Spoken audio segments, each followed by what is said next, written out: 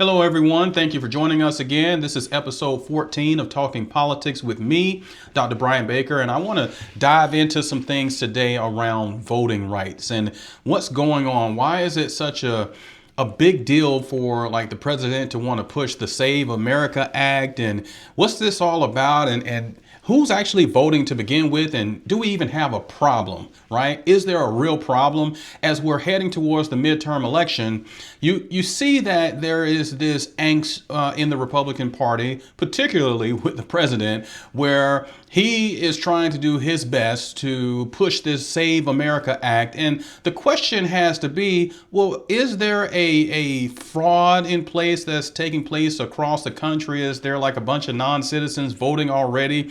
What's the deal, right? What is the deal with all of this desire to get this through? And if this was passed, which it is highly unlikely to pass in the Senate, how does that impact voters across the country? Why is it relevant? What is the goal? What's the end game, right? Now, for those who may not know, let's just have a little facts around for us to dive into and make sure that we are all on the same page. The question should be, is it illegal for non-citizens to vote?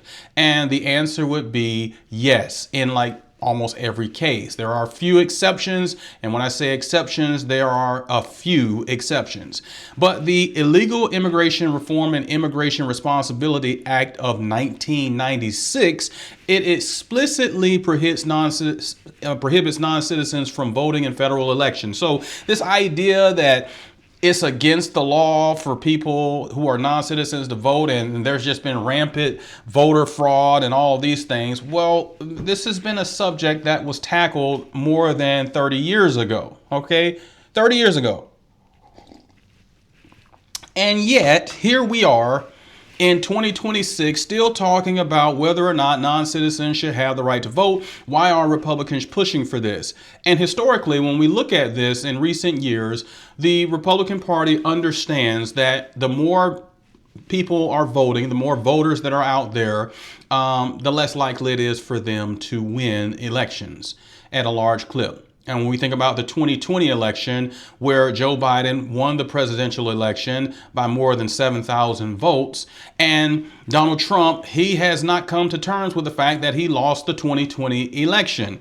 I don't know why he's still holding on to it. I mean, my goodness, he did win the 2024 election. Some would argue that's not necessarily the case, but for sake of argument, we'll say he won.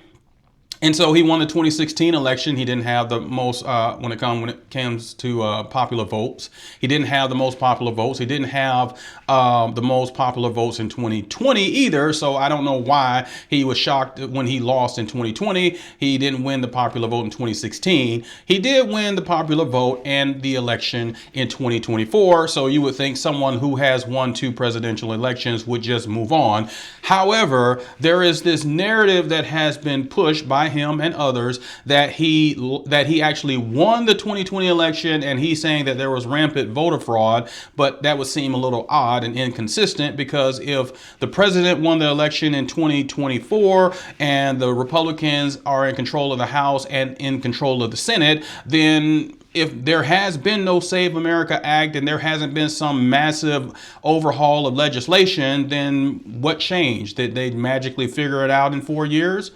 I would say there has never been any issue. It's been debunked many times over that there was no voter election fraud in 2020. Donald Trump lost the election and Joe Biden was the winner by a landslide, and we should have been able to just move on. Nevertheless, this has come back around again, and it has been a topic that has been pushed by this administration for more than a decade. I remember when Donald Trump won in 2016, he was talking about election interference, fraud, things of that nature back then. And it's like, it's very odd behavior when you've won.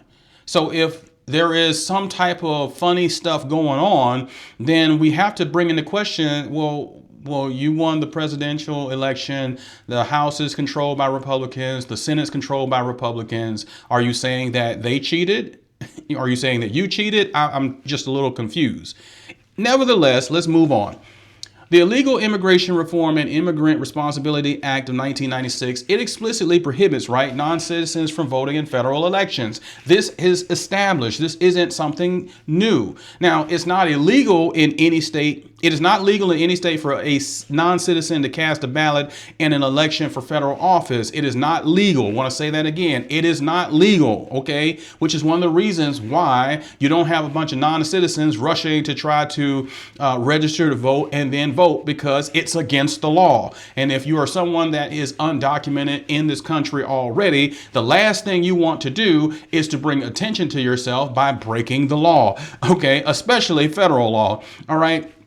Now, there are some municipalities in a few states, California, Maryland, and Vermont, and Washington, D.C. also allows non-citizens to vote in certain local elections, right? For example, San Francisco allows resident non-citizen parents and guardians to vote in school board elections, okay? Just using that as an example.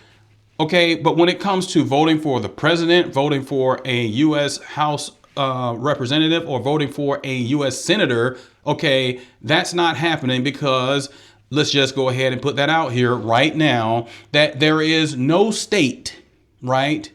No state in the union that allows for a non-citizen to cast a ballot in a election for federal office. No state, none of the 50. So why are we pushing for this Save America Act? And for those who may not know what it is, the Save America Act is this attempt, right? It was introduced in the House in July of 2024, the Safeguard American Voter Eligibility Act. It would require every American to provide all of this documentation to register to vote in federal elections or change their voter registration. Now, someone might say that seems like the right thing to do. Let me just go ahead and put that out here right now. I don't disagree with, having laws in place. I do believe that citizens should be the ones voting. Non-citizens should not be voting. We want to make sure that our elections are secure and that we have free and fair elections. So should U.S. citizens be allowed to participate in the voting process? Absolutely. Should we have safeguards in place to make sure that non-citizens are not voting? Absolutely. Do those safeguards already exist? And the answer is yes. Do we have a lot of people who are non-citizens trying to vote? Do we have rampant voter election fraud? And the answer is no. The answer is no. Okay. Just to give you an idea, when you look at some things, the Brennan Center for Justice shared this resource, where this is even dating back to 2017, where there's been these claims of voter fraud, right? But when you look at it, many of these reported incidents of voter fraud were actually traceable to other sources like clerical errors or bad data matching practices. Okay, so keep that in mind. And not only that, but the report reviewed elections that had been studied for voter fraud and found incident rates between 0.0003 and 0.002%. Okay, that's not even 1% of 1%. So this idea that non-citizens are just rushing to the polls to cast a ballot, that's nonsense. It is not an issue.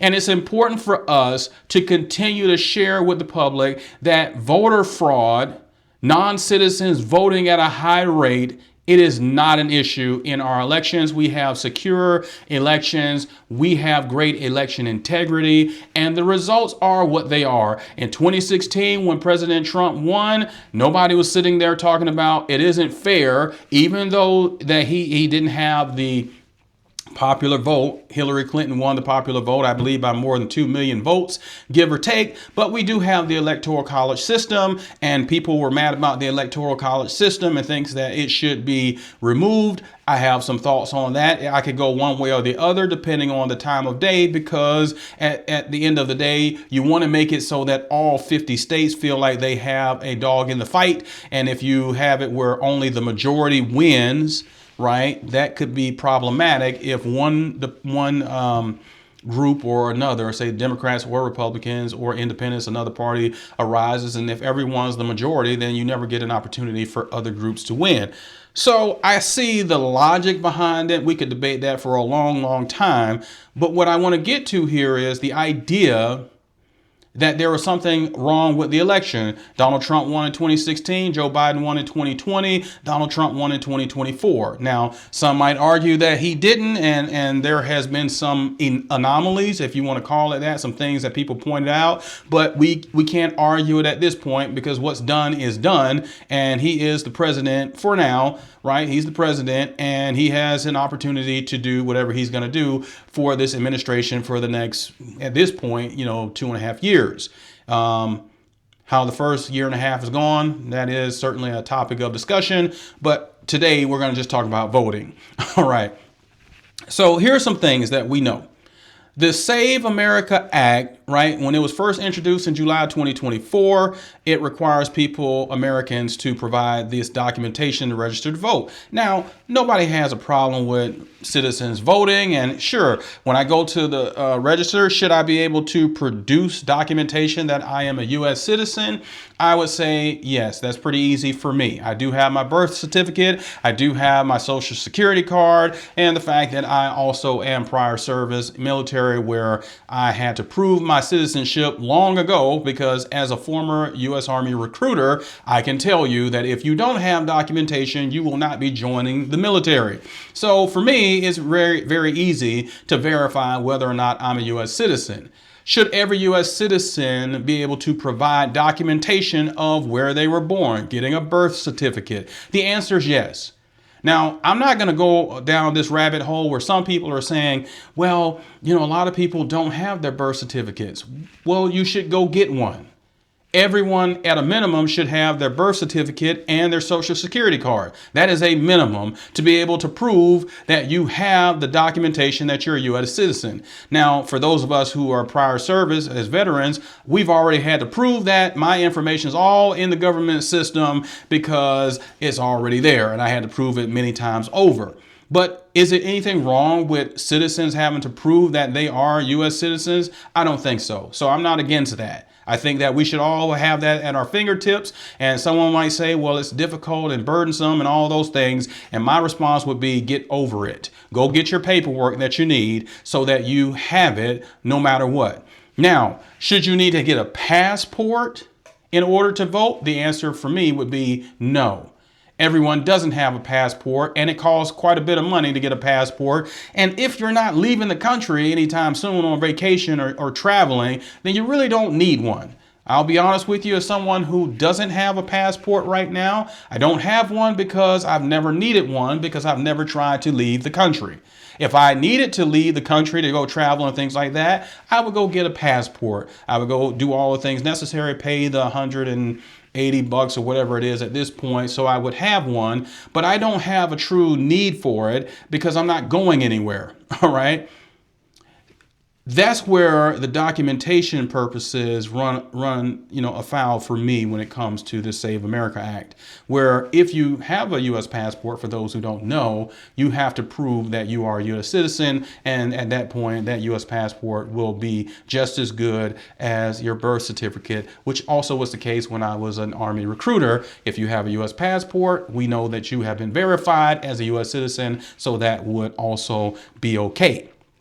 All right. Now, one of the things that comes up is the Save America Act would disenfranchise voters, particularly women. All right. Because for all the women who have gotten married and taken their husband's last names, or now in today's society, or their wives' last names, and we have to think about this.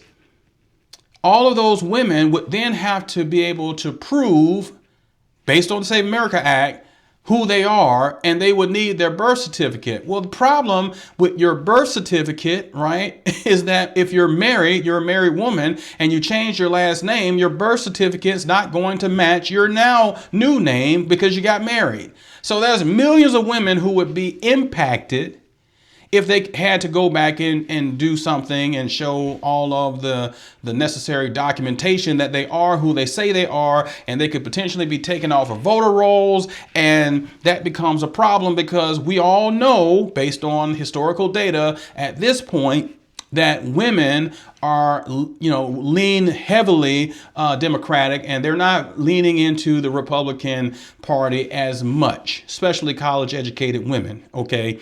Very important. College educated women are not leaning into the Republican Party. They are definitely leaning into the Democratic Party. And let's just be honest, Republican strategists, they know that. So why wouldn't you want to disenfranchise as many Democratic voters as possible? Because if you can, that increases the likelihood of you winning the election. Now, is it nefarious? Is it the right thing to do? I will tell you that even if I feel like some kind of way about it, it is a strategy that makes sense if you are trying to win. It is a strategy. I don't agree with it, but it is a strategy, which is why the president is pushing so hard for the Save America Act to get through the Senate, which it will not, because there are just too many people that don't want it.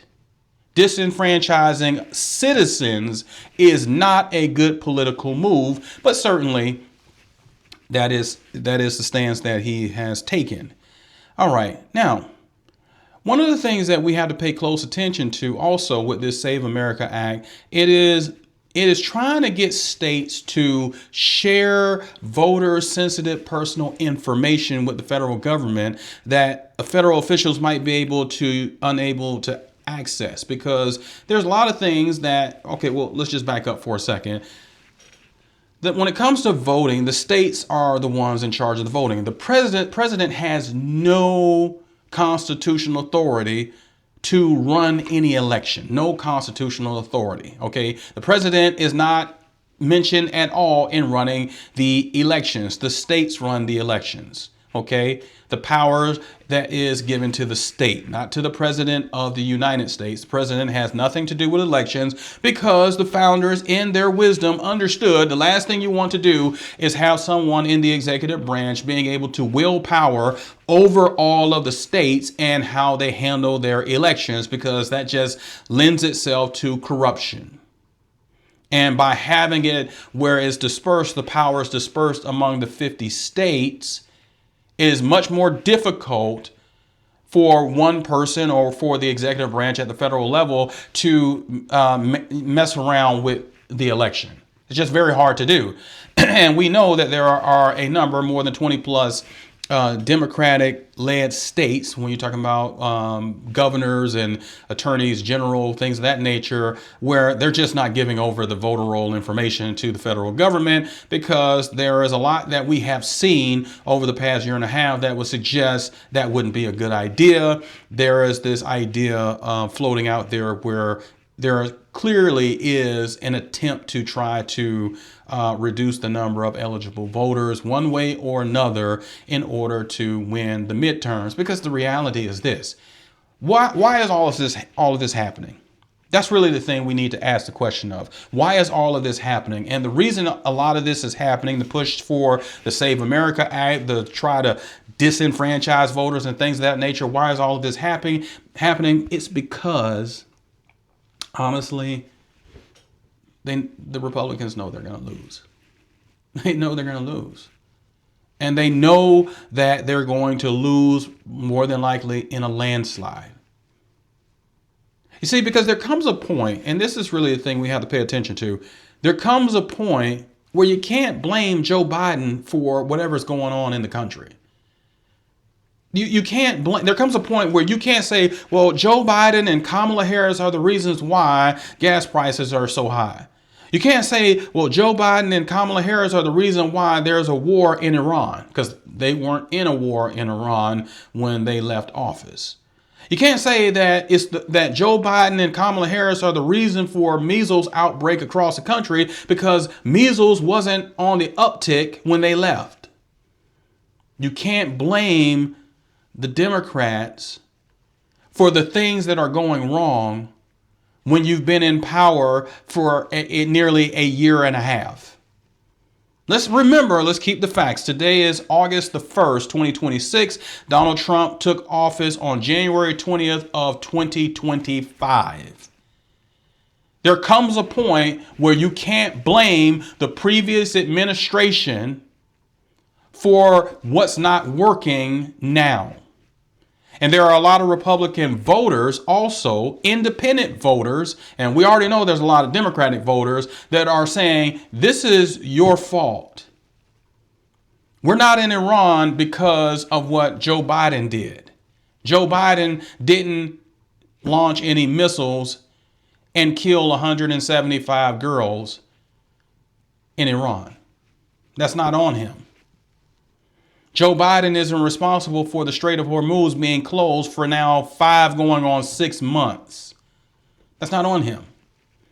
Joe Biden is not responsible for the cost of fuel being higher than what it was when he left office.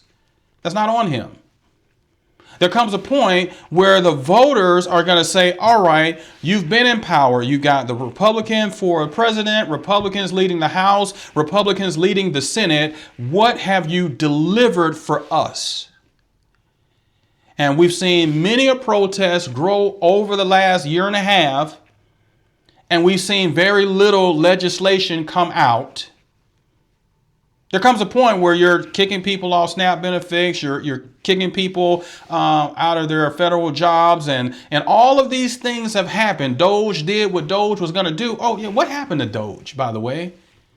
What did they actually accomplish? There comes a point where the electorate is saying, you know, maybe we should do something different when we have a chance here when it comes to the midterm elections in November. Maybe we should elect some different senators and some different representatives.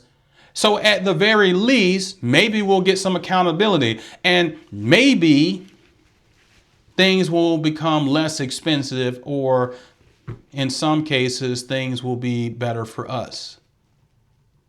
The Republican strategists out there, they know that they are looking at a landslide of a blue wave, maybe even a blue tsunami taking storm and really coming into fruition come November, because we've seen it for a while with a lot of special elections. We've seen it when it comes to gubernatorial races. We have seen it already where people are like fed up.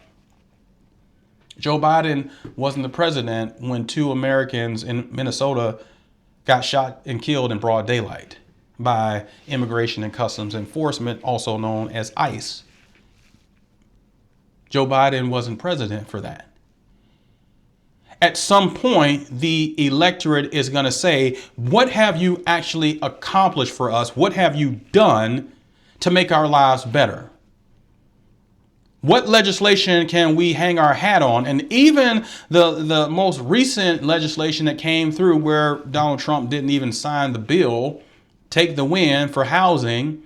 Oh, yes, that housing bill is trying to cap the number of corporate buyers, essentially, of properties, and expanding the number of houses available for U.S. citizens. The last time I checked, that sounded a whole lot like Kamala Harris' plan that she talked about in 2024. Now, you don't have to believe me. Go back and look for yourself. She talked about housing in her short campaign. She did put it in her documents that this is her platform. She talked about the need to build more houses because the housing supply has been very low for a while.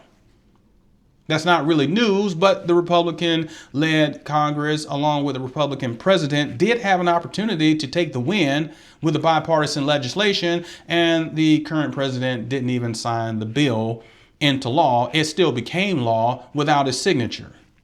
So that says a lot, and the electorate saw it play out in real time. So all of these attempts to limit the number of people who can vote, I'm glad to see even in Virginia, if you haven't saw that yet, in Virginia, you have the governor just helped Governor Spanberger in Virginia restore the voting rights of more than 66,000 Virginians, many of whom were incarcerated, who had felony convictions. And I'm glad to see that. And I think we need to see more of that before we end today. I just wanted to put out there, and we can talk more about this in time. You know, why is it that people who have been convicted of felonies, they don't automatically have the right to vote in every state? What's up with that? And for those who may be wondering, Just to give you an idea, if you go to the Federal Bureau of Prisons, go to their website. This is an official website of the United States government, and it was just updated last Saturday on the 25th of July. And I wonder, black people make up about 13% of the population, 13 to 14%, depending on how you look at it. Yet they account for 38.5% of all inmates in federal incarceration. Now, that's kind of odd. People who identify as white account for 56.8%. That's kind of interesting. How is it that a population of people, demographic, right, that only makes up about 13 to 14% of the population accounts for 38.5, nearly 39% of the population of federally incarcerated inmates? Just a question to put out there. So I'm glad to see that voting rights are being restored for people in the state of Virginia. For those who may not know, there are other places you can go to have your other places where now 23 states, there are felons who lose their voting rights only while incarcerated, and they receive automatic restoration upon release. So that's good. In 15 states, there are felons who lose their voting rights during incarceration and for a period of time after while they're on parole and or probation, and then voting rights are automatically restored after this time period. So there are some opportunities for people who lost their voting rights due to incarcerations. And then there's 10 states where felons lose their voting rights indefinitely for some crimes or require a governor's pardon for voting rights to be restored. So that's important for us to know, that there are many different facets of trying to restrict people from voting. Incarceration rates for a certain demographic at a higher rate than everyone else. That appears to be one of those things where you can see that play out just based on the numbers. It is statistically significant if you didn't know anything else. And I will challenge you and or encourage you to go look at that phrase statistically significant and think about, well, why is it that there are so many people who identify as black in the federal prison system as inmates compared to everyone else? That seems off. How can such a small demographic make up such a large demographic of the federal inmate population? What do we need to do to make sure that we are restoring rights of those who should have them restored, and making sure that every person who can vote does vote? And I will end on this. We had more than 80 million people in the 2024 election for president who did not vote. That is unacceptable. Is unacceptable because in a democracy, we need everyone who is eligible to vote to actually participate in the democratic process and vote. Elections have consequences, and you have a duty as a citizen to participate in the process, at the very least. So I'm going to challenge everyone to make sure that they go out and say, all right, I am a citizen, I'm going to vote. If you don't have your documentation, go get your documentation so that you are prepared for any shenanigans that may take place over the next few months. Don't wait. Make sure you have your documentation, your birth certificate, your social security card. If you have a U.S. passport or you want to get one, go ahead and get one now. Nothing wrong with that. Make sure that you are checking your voter registration online with the state that you live in so that there is no misunderstanding. Know your voting location on the day of election or where you can go for early voting. I don't do mail-in ballots. I go to the voting poll. I go to where they say I'm supposed to vote, and I go for early voting so I have enough time to make sure my ballot is cast, because I don't want to wait until the day of. And I'm glad here in the state of Florida, they give you plenty of opportunities to do that. And I hope that other states are doing that as well to make sure that you are casting your ballot and your vote is counted. Everyone is needed for this midterm election. If you don't like what you're seeing, you don't like how things are going, you have an opportunity to do something about it. So we're going to pause there for today. Please go back and look at some things related to the Save America Act. What's that's all about? What do we need to do when it comes to voting restoration for people who had their rights taken away? And how can we make sure that we know where we're supposed to vote when the time comes, have our documentation, and we're going to continue to make a difference one way or another.